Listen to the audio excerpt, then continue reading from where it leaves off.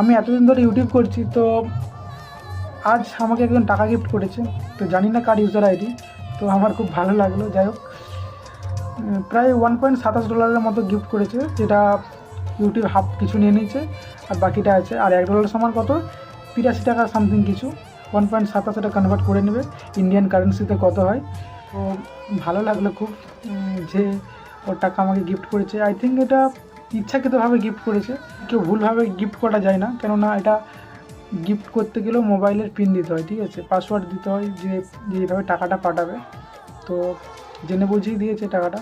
তো যে দিয়ে থাকো, খুব ভালো লাগলো, থ্যাংক ইউ সো মাচ। আর একটা কথা বলছিলাম, যে যারা যারা আমাকে কমেন্ট করেছিল তাদের কিছু জিনিস আমার হাইড করা আছে, ঠিক আছে, এটা ব্লক করা আছে ইউজার আইডিগুলো। তো তোমরা আর কমেন্টগুলো করো না, তোমাদের কমেন্ট কেউ দেখতে পাবে না, ইভেন আমিও দেখতে পাবো না।